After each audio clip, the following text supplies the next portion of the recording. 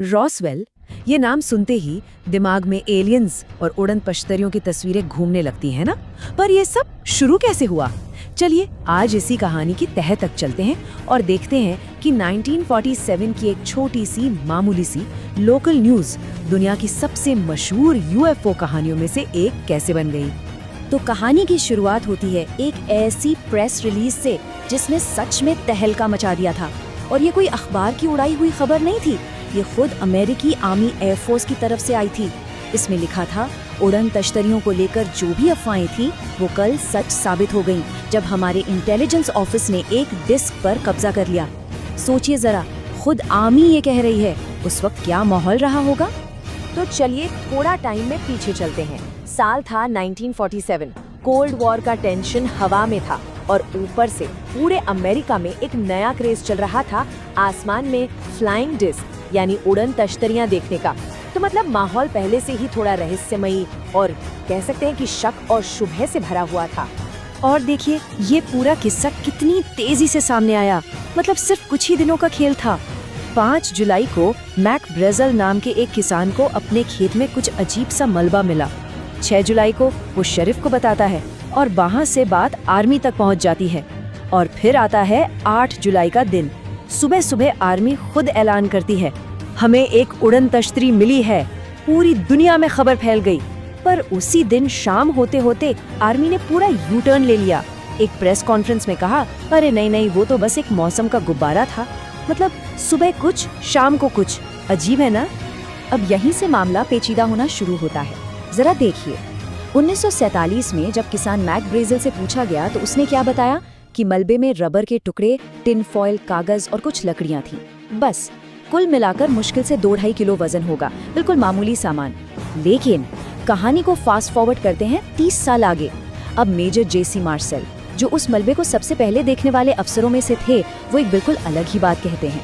वो कहते हैं कि वो मलबा इस दुनिया का था ही नहीं। उसमें ऐसी पन्नी थी जिसे आप मोड़ मरोड़ कर फेंकें तो वो वापस अपने शेप में आ जाती थी।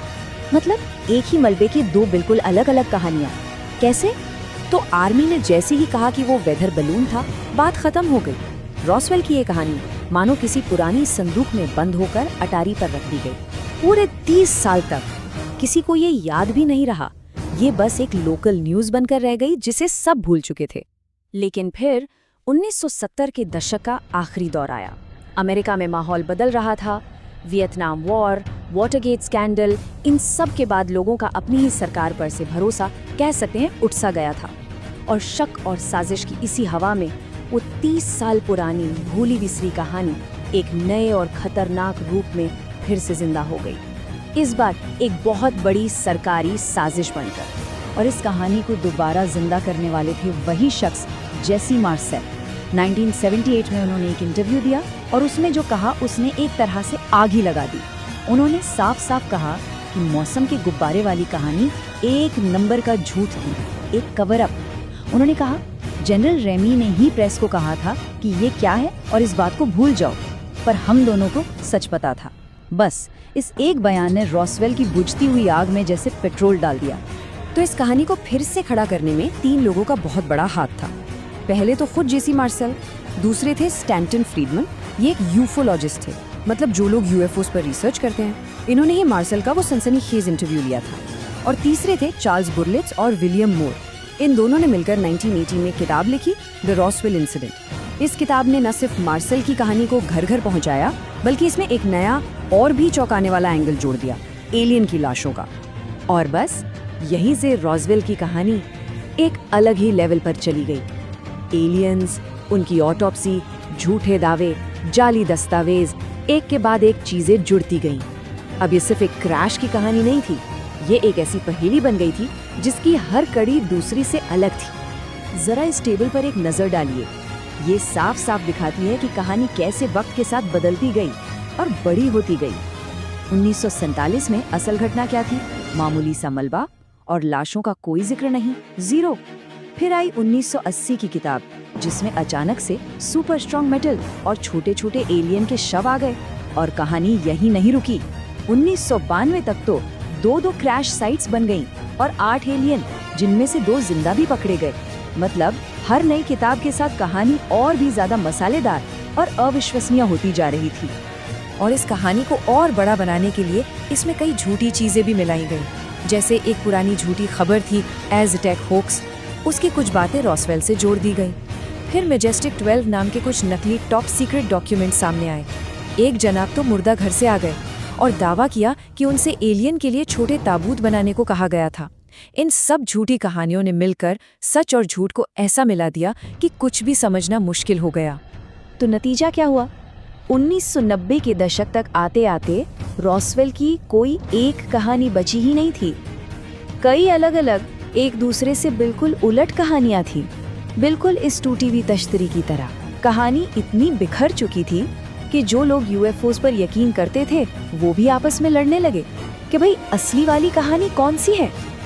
अब इतने सालों के शोर शराबे और बढ़ते हुए पब्लिक प्रेशर के बाद आखिरकार अमेरिकी एयरफोर्स को मैदान में उतरना पड़ा। उन्होंने अपनी चुप्पी तोड़ी और 1990 के दशक में इस पूरे मामले की एक ऑफिशियल जांच शुरू की। तो इस सरकारी जांच का मकसद 2 बड़े सवालों का जवाब ढूंढना था। पहला और सबसे जरूरी सवाल, वो अजीब सा मलबा आखिर था क्या जिसकी वजह से ये सारा बखेड़ा खड़ा हुआ। और जवाब जो सामने आया वो था प्रोजेक्ट मोगुल। ये क्या था? ये एक टॉप सीक्रेट मिलिट्री प्रोग्राम था। इसमें बहुत ऊंचाई पर उड़ने वाले गुब्बारों के जरिए सोवियत यूनियन के न्यूक्लियर टेस्ट पर नजर रखी जाती थी, मतलब जासूसी की जाती थी। और इन गुब्बारों में जो सामान लगा था वो था रेडार को चकमा देने वाला फॉयल, खास तरह का टेप और हल्की लकड़ियां, मतलब ठीक वही सामान जो किसान मैक ब्रेजिल को 1947 में मिला था। एक एक चीज मैच कर रही थी। तो मजे की बात देखिए, 1994 की एयरफोर्स रिपोर्ट ने ये मान लिया कि हाँ, मौसम का गुब्बारा वाली कहानी एक कवर अप थी, एक झूठ था। लेकिन ये झूठ एलियंस को छुपाने के लिए नहीं बोला गया था।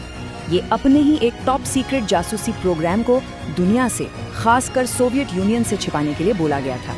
ठीक है, तो मलबे की पहेली तो सुलझ गई, लेकिन एक सवाल अब भी बाकी था। वो एलियन की लाशों वाली कहानियों का क्या, वो कहाँ से पैदा हो गई? एयरफोर्स ने इसका भी एक जवाब दिया। पहली बात तो ये कि 1947 में किसी ने भी लाशों की बात की ही नहीं थी। ये सब कहानियां 30 साल बाद सामने आई। तो फिर ये आइडिया आया कहाँ से? ऑफिशियल थ्योरी ये है कि लोगों की यादें शायद गड़बड़ हो गई। हुआ ये कि 1950s के दशक में उसी इलाके में एयरफोर्स ऊंचाई से पैराशूट टेस्ट करती थी, जिसमें वो इंसानों जैसे दिखने वाले डमीज का इस्तेमाल करते थे। और ये डमी कैसे दिखते थे?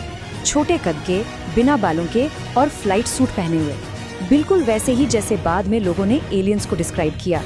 तो अब हमारे पास इस कहानी का एक ऑफिशियल तार्किक जवाब है। लेकिन इसके बाद भी रॉसवेल का मिथक खत्म नहीं हुआ, बल्कि आज वो पहले से कहीं ज्यादा बड़ा और मजबूत है। पर ऐसा क्यों? चलिए देखते हैं कि इसकी विरासत क्या है। आज ये सिर्फ एक कहानी नहीं, बल्कि एक पूरी इंडस्ट्री है। न्यू मैक्सिको का वो छोटा सा शहर रॉसवेल आज एलियन टूरिज्म का सेंटर बन चुका है। सोचिए जरा, हर साल लगभग 90,000 लोग वहाँ सिर्फ और सिर्फ इस कहानी की वजह से घूमने जाते हैं। रॉसवेल का असर हमारी कल्चर पर बहुत गहरा है। दी एक्स फाइल्स हो या इंडिपेंडेंस डे जैसी ब्लॉकबस्टर फिल्में, इन्होंने इस कहानी को घर घर का नाम बना दिया। रॉसवेल शहर की पूरी इकोनॉमी आज इसी पर टिकी है।